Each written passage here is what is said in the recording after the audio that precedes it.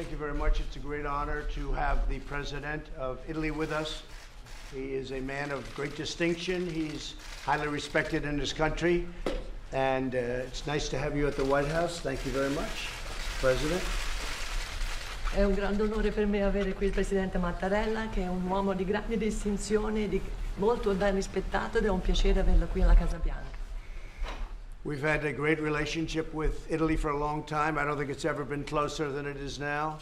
We have won a $7.5 billion award from, as you know, I guess it's been pretty big news, and I know that this is against the European Union and world trade, good old world trade.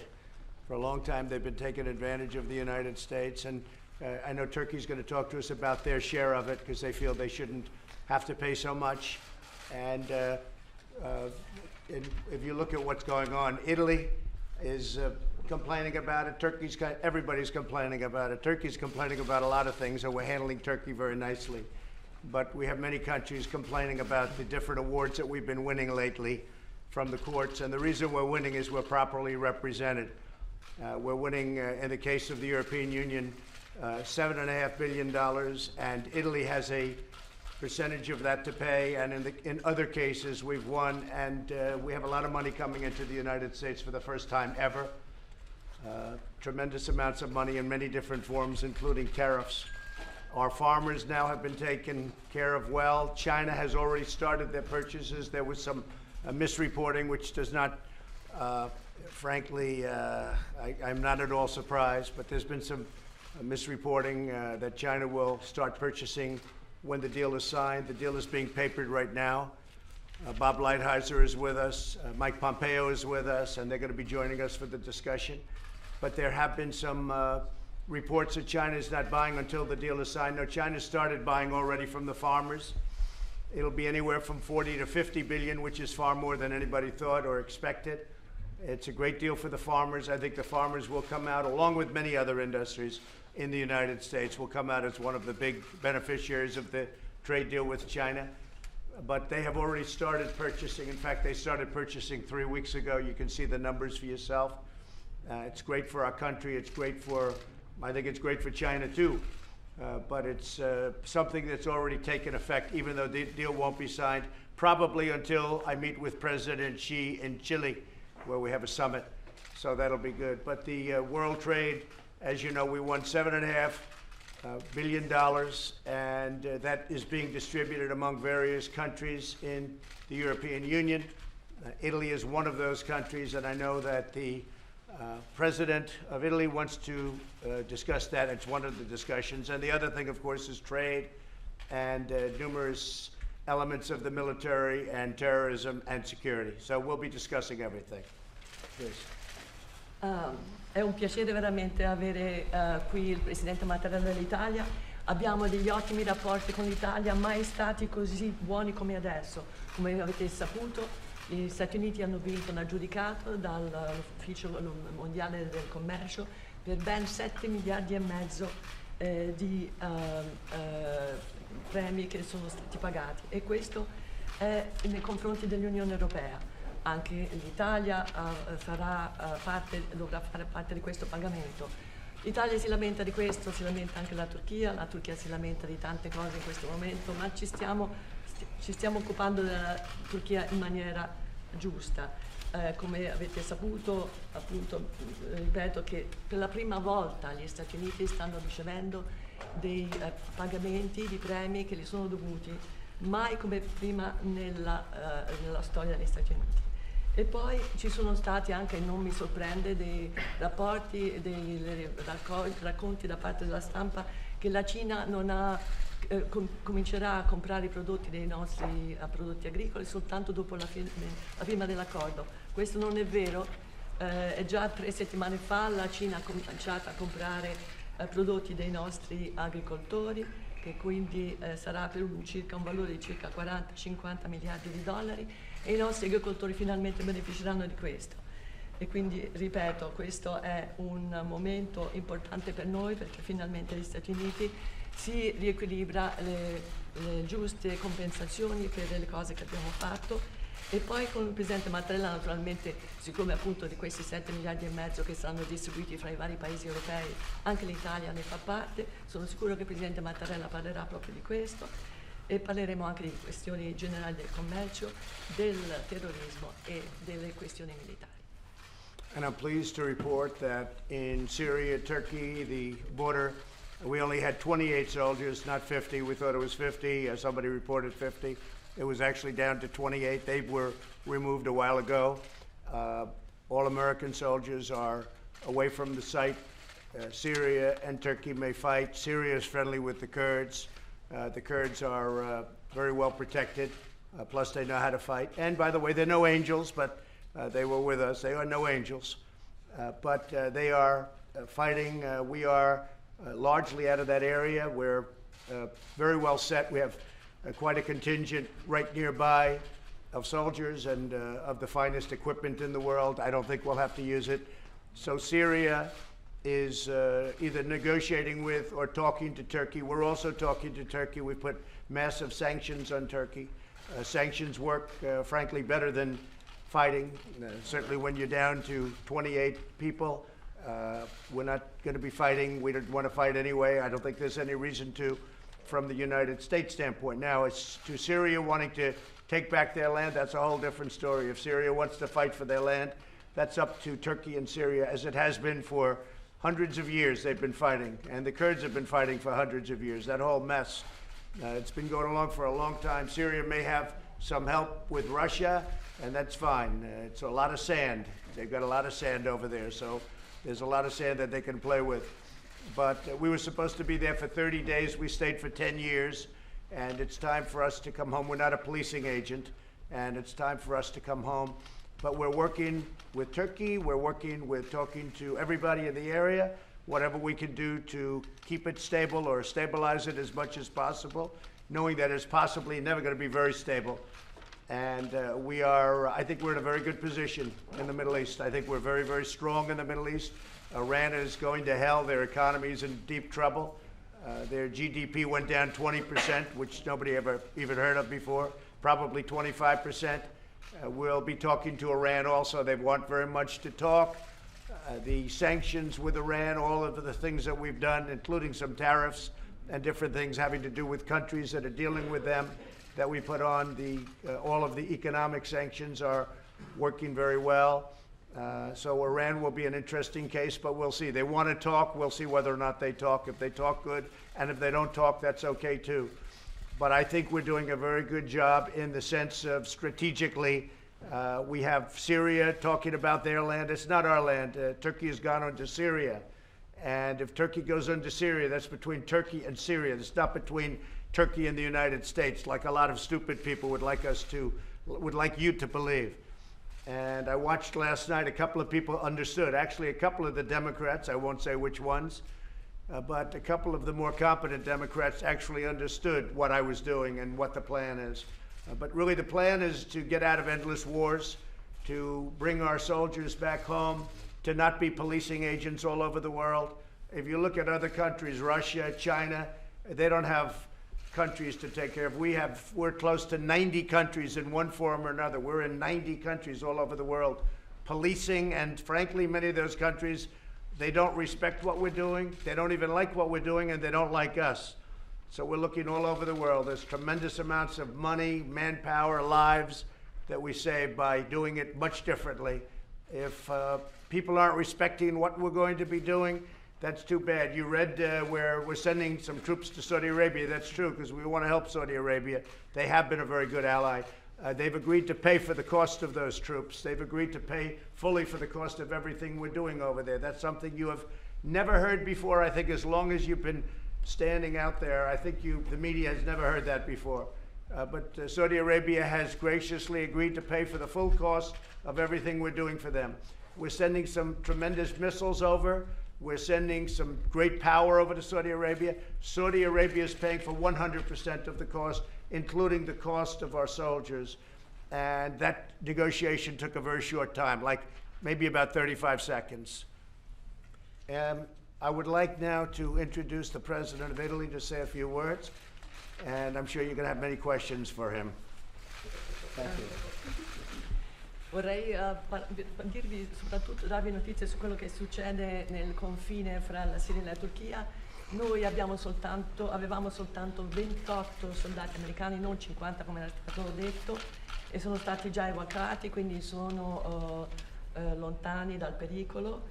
E noi abbiamo, la Turchia adesso è in contatto con la Siria, forse sono in contatto, non lo so, comunque noi abbiamo un contingente lì vicino, ben attrezzato, con tantissime armi dell'ultima generazione, non credo che dovremo utilizzarlo. Comunque i curdi sono protetti dalla Siria, i curdi sono, e va bene questo, sono dei buoni combattenti, certo non sono degli angeli, ma comunque questo è un problema che se la devono vedere fra la Siria e la Turchia. Nei confronti della Turchia noi comunque abbiamo spiccato delle massicce sanzioni nei loro confronti. Adesso appunto questo conflitto deve essere risolto fra la Turchia e la Siria, non fra gli Stati Uniti con la Siria come tante persone stolte hanno proposto. E poi c'è anche la questione dell'Iran. L'Iran che ha avuto per la prima volta un calo del proprio PIL del 20%, anzi quasi del 25%, e l'Iran proprio a seguito delle sanzioni che abbiamo spiccato nei loro confronti e anche dei dazi che abbiamo imposto ai paesi che fanno commercio insieme a loro. E quindi tutto va bene, noi stiamo facendo un buon lavoro nel Medio Oriente. La Siria se la vede con la Turchia, per una questione che va avanti da centinaia di anni e noi non vogliamo più fare il poliziotto in tutto il mondo come abbiamo fatto fino adesso. Il nostro piano è molto chiaro. Infatti se vedete le altre potenze tipo la Russia e la Cina non si occupano di altri paesi, invece noi siamo ben presenti in 90 paesi e tutto questo ci costa tanti soldi e molto spesso non siamo nemmeno apprezzati. Per cui i paesi devono cominciare a rispettare quello che noi facciamo. Sì, è vero, abbiamo mandato delle truppe in Arabia Saudita perché deve essere aiutata. L'Arabia Saudita comunque per la prima volta nella storia ha consentito a pagare completamente tutte le truppe, tutti i missili che noi gli mandiamo. Tutto questo è senza precedenti. Adesso permettetemi a questo punto di dare la parola al Presidente Mattarella se desidera dire qualche cosa. Ringrazio molto il Presidente Trump per l'invito e per l'accoglienza qui alla Casa Bianca, per le sue parole. Lo ringrazio anche per le considerazioni che ha appena fatto di grande interesse. Ha elencato alcuni degli argomenti di cui parleremo in questo incontro, quel che è certo che ne parleremo in un atteggiamento di lealtà e collaborazione piena, come vi è tra amici che sono sinceri, che sono alleati, in quanto l'alleanza si basa su vincoli storici, di valori, di cultura e di rapporti umani, come quella degli americani di origine italiana e non a caso in questo mese si celebra l'Heritage italo-americano. Well, Mr. President, thank you very much for your kind invitation and for a very warm welcome to the White House. Thank you for the very interesting remarks you just made. I'm sure we will be discussing all of these issues during our talks later on in a full spirit of loyalty and cooperation, which is what friends and allies have to do. Italy and the U.S. Share a set of values, a set of cultures. Our bond is fostered by our human relations.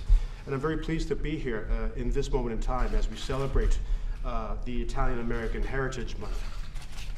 Aggiungo soltanto che questo incontro qui alla Casa Bianca, in cui ho il gran piacere di incontrare il Presidente dopo averlo visto in Italia nei giorni del G20 a Taormina 2 anni addietro, è all'insegna della conferma della grande amicizia che vi è tra Stati Uniti e Italia, la grande amicizia che si esprime nel rapporto transatlantico, ma che appunto ha basi storiche e umane particolarmente importanti. Grazie, signor Presidente.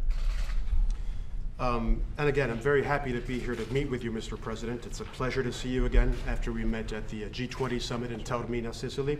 Our meeting, again, is proof of the friendship between our countries, as also testified by our common belonging to the Atlantic Alliance, and of course by the human bonds that our countries share, and by the long friendship and alliance that we have. Nei giorni del G7 a Taormina abbiamo avuto un tempo magnifico, Presidente ricorderà, ma anche ieri qui a Washington ieri sera c'era un sole magnifico e questo incontrarci in posti diversi sottolinea come il rapporto dei nostri paesi sia particolarmente forte. And as you may remember, Mr. President, when we met at the summit in Taormina, the weather was wonderful. It was also beautiful here yesterday as well. And of course, the fact that we can meet in different places around the world testifies to how solid our bonds are. I think the bonds between Italy and the United States have never been more solid. I have so many Italian friends. I can't tell you how many Italian friends. And we have a lot also in your government. We have a lot of great friends in your government. I think the WTO award has been a testament to a lot of good work by the Trump administration. We never won with the WTO, or essentially never won. Very seldom did we win. And now we're winning a lot. We're winning a lot because they know if we're not treated fairly, we're leaving. Because we were a piggy bank that every other country was robbing. And China became rich because of the WTO. That's when China really ascended. That's when China went up.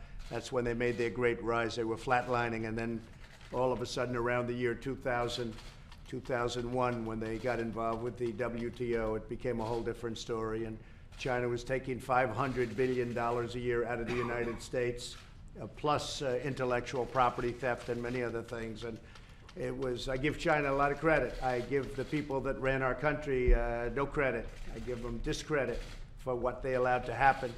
But the WTO, that's the World Trade Organization, has been very unfair to the United States. They know I feel that way, and I think since they know I feel that way, they all of a sudden we're starting to win very big awards.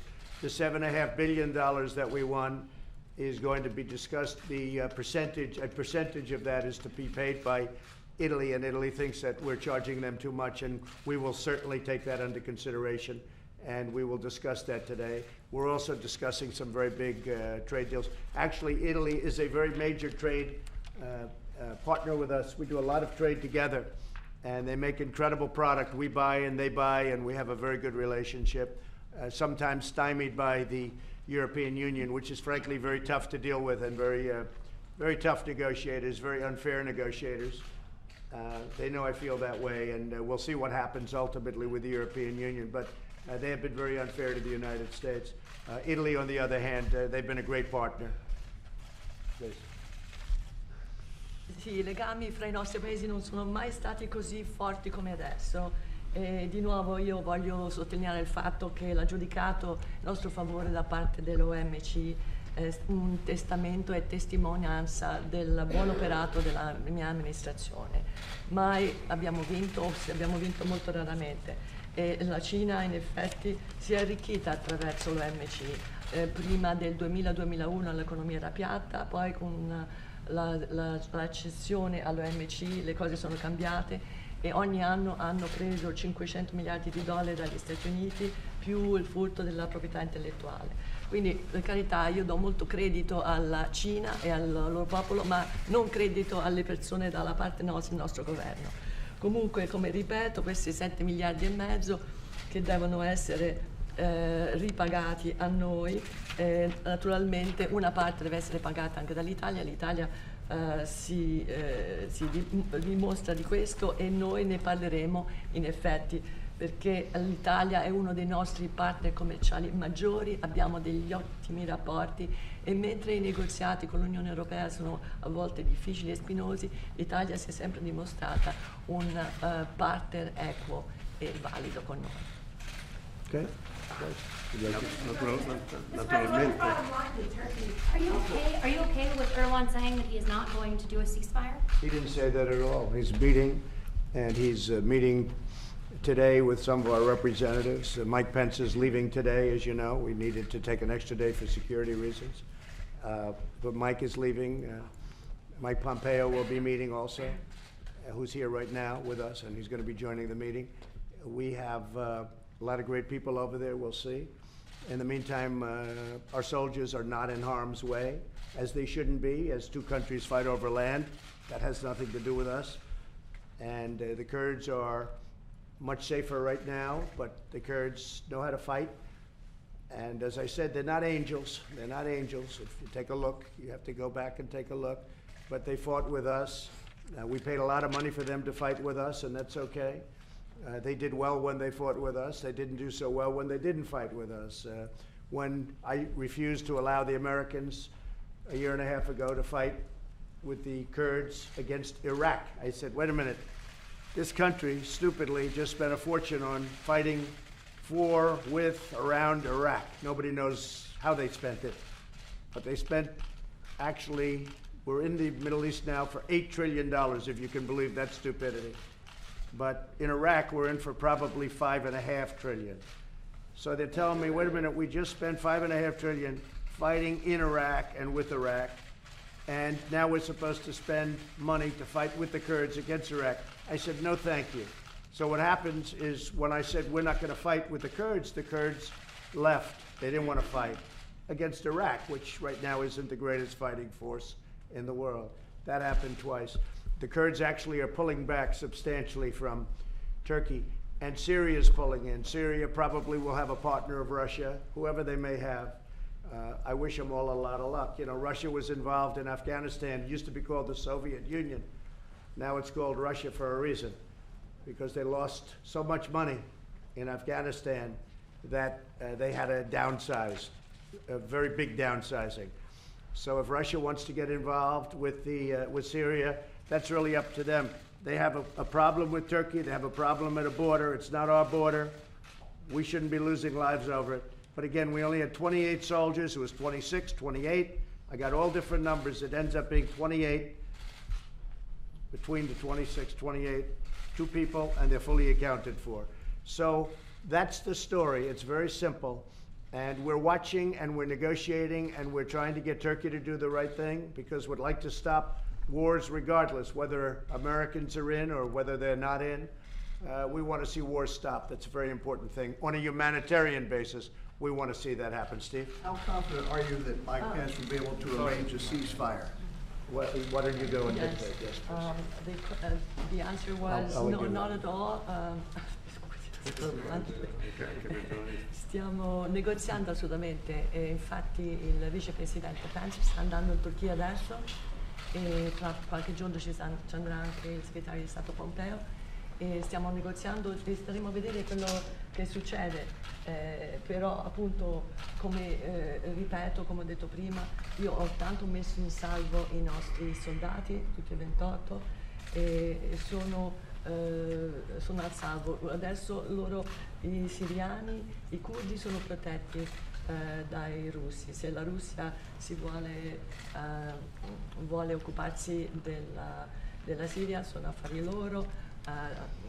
Si sono occupati per tanti anni dell'Afghanistan e proprio a causa di quello hanno dovuto subire delle grossissime perdite. È per questo che non si chiamano più Unione Sovietica ma Russia.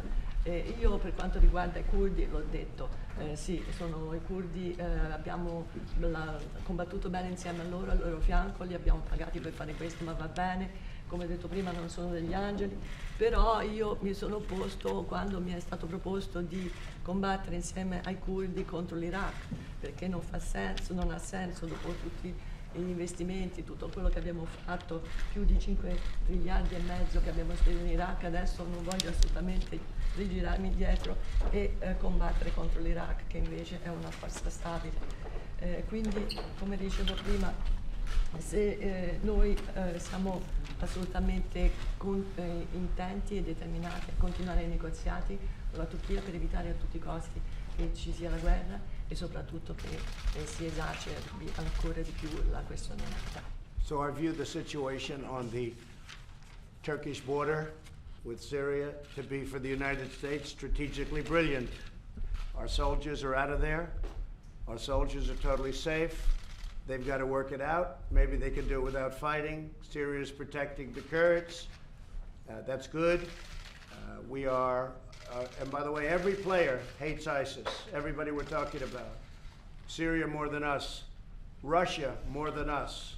They've done a big number on Russia. And we're over there fighting ISIS, but they're over there fighting ISIS too. They can handle it, and they should handle it. We can fight our own battles on our own territories. But you have a lot of countries over there that hate ISIS as much as we do. In some cases, probably more.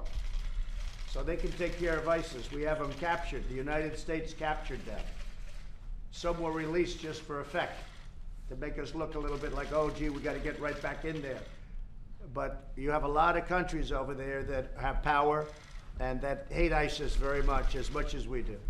So I think we're in a very strategically good position. I know the fake news doesn't make it look that way, but we've removed all of our, as we said, 50 soldiers, but much less than 50 soldiers. They're now in a very safe location, heading into an even safer location. And we will help negotiate. We have tremendously powerful sanctions. Our country has become economically much more powerful than, frankly, it ever was. We picked up trillions and trillions of dollars in worth. The market was up big yesterday. It's going to be up big today, it looks like. The trade deal with China, just having to do with what we've done with the financial services, with banks, with the farmers, has been incredible, far greater than anyone ever thought.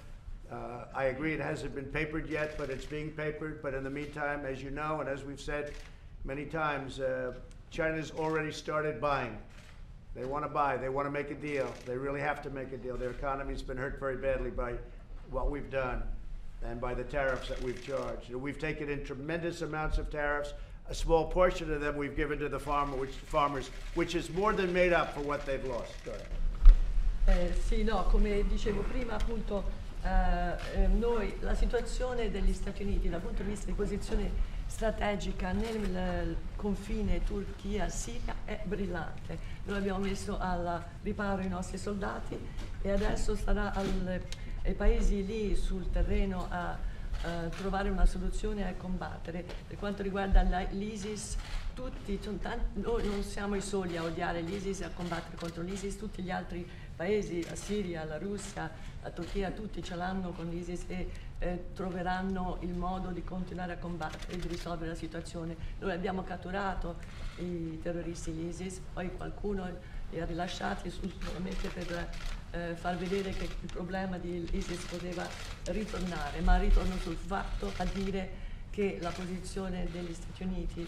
in quella zona è una posizione strategica brillante. Abbiamo messo a riparo i nostri soldati e continuiamo a negoziare imponendo delle sanzioni. Gli Stati Uniti proprio per questo è una potenza economica fortissima, mai come prima. Abbiamo ricevuto tantissimi miliardi di dollari di rimborso, i mercati azionari vanno bene, adesso andranno ancora meglio se quando firmeremo il raccordo con la Cina, perché la Cina vuole fare il contratto con noi, ha bisogno di questo e hanno già cominciato a comprare. Poi c'è stato appunto l'accordo per i nostri farmers, i nostri agricoltori che riceveranno una parte di questi benefici. And because of the newfound economic power of the United States, because of the fact that we've made so many trillions, many trillions of dollars in worth of the United States, I call it the newfound economic power. If my opponent would have won, China would right now be the most powerful nation economically in the world, and right now they're not even close. And if we're smart, they never will get close. But it depends on who sits in this chair.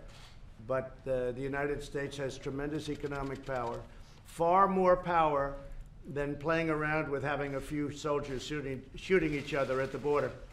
I mean, you have a few soldiers back and forth killing each other at the border. The power we have with sanctions and tariffs is far greater than what we're talking about. With that being said, our military has been completely rebuilt. Much of the equipment's already been delivered. We spent $2.5 trillion rebuilding it over the last 3 years. And our military power is at the highest level, and our economic power is at the highest level. But I'd always rather use economic power before I use military power, because people aren't getting killed with economic power. Okay? Mr. President, you're scheduled to House Speaker Nancy Pelosi today. How do you expect that meeting to go? Prima che la nostra collega introducesse nuovamente l'argomento che il Presidente Trump ha trattato, Il Presidente Trump ha parlato con molta cortesia della questione dei possibili dazi conseguenti alla vicenda dei finanziamenti europei all'Airbus. Io vorrei, è naturalmente un argomento di cui parleremo questa mattina con il Presidente, e io mi auguro che sia possibile, come ritengo, trovare un metodo di confronto collaborativo che eviti uno scambio di provvedimenti ritorsivi tra le due parti. A me sembra, e all'Italia sembra, che sia preferibile nello spirito transatlantico incontrarsi per confrontare le posizioni e cercare insieme una soluzione che tenga conto, in cui ciascuna delle due parti tenga conto delle esigenze e delle ragioni dell'altra parte. L'alternativa, quella di imporre dazi che probabilmente chiamerebbero delle reazioni, per poi ripetere questa vicenda tra qualche mese, quando l'Organizzazione Mondiale del Commercio adotta provvedimenti riguardanti i finanziamenti per la Boeing, rischia di metterci su una strada che poi renderà comunque indispensabile un punto di incontro e un'intesa. Tanto vale cercarla subito e perseguirla subito. President, you're scheduled. And before the members of the press introduce topics that have already been discussed this morning, President Trump was talking about the possible implementation of tariffs on European products following the whole Airbus affair. Of course, that's a topic that we will certainly be discussing this morning, and I do hope that we can come up with a cooperative-based approach and a frank discussion so that we can avoid retaliation between the two parties. Italy and I myself personally have always felt that it's better to talk things through, to find a common solution, to find some sort of understanding for one another's stances. Because the alternative to that would be tariffs followed by retaliation, followed by further tariffs. And we also have to understand that we are waiting for a solution of the Boeing affair as well. So of course, within the spirit of the Atlantic Alliance, within the spirit of the friendship we've always had, I do feel it would be best to discuss these things and understand one another. Well, in theory, there can't be retaliation because this was an award that we got because of the fact that the European Union took advantage of past presidents, and this was an award that we got for the unfair treatment given to the United States by the European Union. So there should be no retaliation. This was getting us even because $7.5 billion worth of things happened, bad things happened, unfair things happened to the United States by the European Union. So this was just getting us back to even, and nobody else but me would have gotten that $7.5 billion back for the taxpayers of the United States. Beh, non credo che si possa parlare veramente di ritorsioni, perché l'aggiudicato dell'OMC nei confronti degli Stati Uniti è stato proprio a seguito di un fatto che l'Unione Europea si è approfittata di un commercio inequo con gli Stati Uniti. Adesso siamo pari e questi 7 miliardi e mezzo che abbiamo avuto, nessun altro presidente sarebbe riuscito ad averlo. Yeah. Mr. President? Yeah. I'm sure you saw reports that John Bolton said that Rudy Giuliani was like a hand grenade when he was acting. And are you concerned that Bolton could be called to testify in your impeachment report? Look, John Bolton, I got along well with him. Some people didn't. Some people didn't like John Bolton. I actually got along with him pretty well. It just didn't work out. I don't know that he got along with Rudy Giuliani. Rudy Giuliani was seeking out corruption and what happens mostly in the 2016 election, because there was tremendous corruption in the 2016 election. I think even you would admit that. The election was, it was disgraceful what happened and what happened to me and what happened to the Republicans. And that continues with Nancy Pelosi and with Schiff. Adam Schiff got caught making up statements that he said I said that I didn't say, which is fraud. I mean, it's purely fraudulent. So it continues. So Rudy was a great prosecutor. He was the best mayor in the history of the city of New York, as far as I can see. I think he's pretty much acknowledged what he did for crime and everything else. And when he saw what was going on with our election of 2016, the election I won, but the election that was absolutely corrupted by things that took place in government. Now, we'll see what happens. The IG report's going to come out soon. and we'll see what happens. I think I know nothing about it in terms of the report. I'm waiting for the report like everybody else, but I predict you will see things that you don't even believe, the level of corruption, whether it's Comey, whether it's Strzok and his lover Page, whether it's so many other people, McCabe, whether it's President Obama himself. Let's see whether or not it's President Obama. Let's see whether or not they put that in. Wait a minute. Let's see whether or not. So Rudy saw that, and I can tell you Rudy Giuliani, because he was very, very incensed at the horrible things that he saw, as are many people, okay, and many Republicans. And the Republicans have been treated very unfairly by the Democrats. I'll say this. Paul Ryan would never issue a subpoena. I don't say right or wrong. He wouldn't do it. He had too much respect for our country. Nancy Pelosi hands them out like cookies. Everybody, I don't even know these people. For the most part, people like that at testify, I don't even know who they are. I never even heard of some of them, most of them. But I have all these people testifying. And then they leak out. They don't say the good parts, they only say the bad parts. We're not allowed to representation, we're not allowed to lawyers, we're not allowed to have anything. The Democrats are treating the Republicans very, very badly. Fortunately, we have a lot of good, strong, smart Republicans, but they never dealt, John, with the Democrats the way the Democrats deal. And the Republicans won't forget it, because what they're doing, what the Democrats are doing to this nation is a disgrace. What they have done, the disrespect that they've shown to the presidency, and it'll happen to them, because if the Republicans have the House, which I think they will, because of impeachment. I think that because of this nonsense impeachment, it's based on a perfect phone conversation, an absolutely perfect phone conversation with the president of Ukraine. A friend of mine who's a top lawyer read it, said, this is perfect. You didn't say, did you know this was going to happen? Actually thought it was going to happen.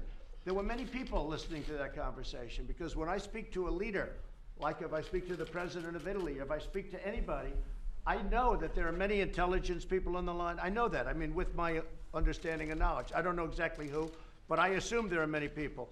Fortunately, they had transcribers, stenographers, people that do this for a living on the line, because we have an exact copy of the report, of the call. So the call was put out immediately when I started hearing about the whistleblower. Well, the whistleblower's report was totally wrong. The whistleblower didn't know what he was talking about, or was given false information, or was even worse than that. Now all of a sudden, Schiff doesn't want to talk to the whistleblower. Now all of a sudden, quid pro quo doesn't matter, because now they see in the call there was no quid pro quo. So with Rudy was seeking out corruption, and I think there's nothing wrong with seeking out corruption. But Did you have, Steve? Rudy registers a foreign lobbyist. I don't know what he did. I don't know. That's up to him. That you have to ask, excuse me, no. You have to ask Rudy those questions. Don't ask me. But Rudy was one of many people that was incensed at the corruption that took place during that election. Pure corruption. For instance, I still ask the FBI, where is the server? How come the FBI never got the server from the DNC? Where is the server? I want to see the server. Let's see what's on the server.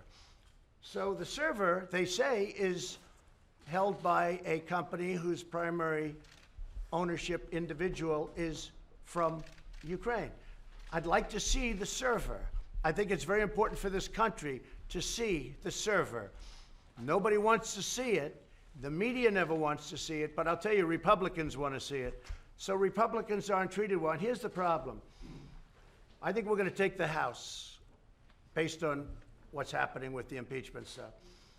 And the Republicans can do the same thing in reverse if they ever have, and I hope it's going to be a long time, because nobody's done a better job with the economy, with our military. I've rebuilt the military. Our economy is the best it's ever been.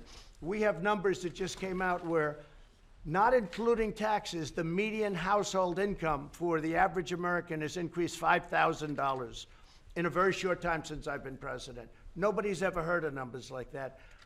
So people want to find out, why was it so corrupt during that election? And I want to find out more than anybody else. Steve, go ahead. One of the things that has been exposed by this Turkey situation is that as many as 50 nuclear weapons are at Incirlik Air Base in Turkey. How confident are you of those weapons' safety? We're confident, and we have a great air base there, a very powerful air base. That air base alone can take any place. It's a large, powerful air base. And you know, Turkey, just so people remember, Turkey is a NATO member. We're supposed to get along with our NATO members. And Turkey is a NATO member. Do people want us to start shooting at a NATO member? That would be a first. And that's all involved having to do with NATO. Yeah. Mr. President, you're going to be seeing House Speaker Nancy Pelosi today. How do you anticipate that Well, conversation? I'd say this. I think that she's done this country a tremendous disservice. She's created a phony witch hunt, another one. First one failed. They're all failing. This one is just absolutely crazy. All you have to do is read the transcript of the call. Read the transcript. This is a open and shut, simple case. They're desperate because they know they're going to lose the election. They're desperate to do something because they know they're going to lose the election.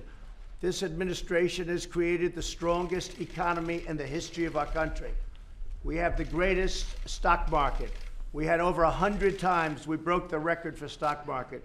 If you look at people's stocks, their 401ks, if you look at anything you want to look at, they're far better off now than they probably ever have been in this country. Record stock markets. And don't forget, stock market's not just rich people, it's all people. Because all people own in the stock markets. New York Stock Exchange, all of them. They're at record highs.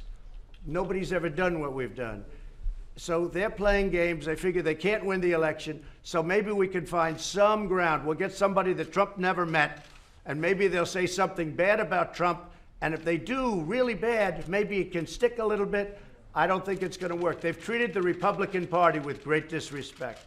Okay, thank you very much. Thank you, everybody. Thank you. How was your meeting with the Trump family yesterday? They felt like My meeting with the family was really, it was beautiful in a certain way. They did not want to meet with the person in question, but we had a very good meeting. They're very nice people. And we met with the full group. It was 4 people, actually, as you know how it's all broken up. And the meeting took place right here at about 6 o'clock last night, and it was very sad, to be honest. She lost, and they lost their son. I believe it was going down the wrong way because that happens in Europe. You go to Europe and the roads are opposite, and it's very tough. If you're from the United States, you do make that decision to make a right turn where you're supposed to make a left turn. The roads are opposite. And she said that's what happened. That happens to a lot of people, by the way. But she said that's what happened. She was in the room right out there. We met right here in this area. And I offered to bring the person in question in, and they weren't ready for it. But I did offer. I spoke with Boris. He asked me if I'd do that, and I did it. Unfortunately, they wanted to meet with her, and unfortunately, when we had everybody together, they decided not to meet. Perhaps they had lawyers involved by that time. I don't know exactly. I know the people were lovely. They were very nice, and they were, desperately sad. So did you suggest that the family had indicated at one point that they were interested in meeting with her? I thought they were, based on what I saw. They wanted to meet, but now they say they only want to meet if they're in the UK, and that'll be up to them. But I did meet the family, and I expressed condolences on behalf of our country. Thank you very much, everybody. Thank you. Mr. President, Thank you Mr. so much. Thank you, everybody. Wait, there's a great question I'm being asked. This is maybe the greatest question I've been asked in a long time. Please put those mics over here. Go ahead, say it again. You're winning with the WTO because you are growing the biggest economy in the world. Are you willing to give Italy a break on tariffs? We are looking at Italy very strongly, and as you know, the 7.5 is to be divided the way we say. We've divided it up. Italy has got a problem with the way we've divided it up because they said they had much less to do with it. And Germany had more to do with it, and France had more to do with it, as an example. So we are going to look at that very strongly. Ambassador Lighthizer is here. We're going to look at it very strongly. Okay? Thank you. Good question. Thanks, I love everybody. that question. Thanks, everybody. Thank you all very much.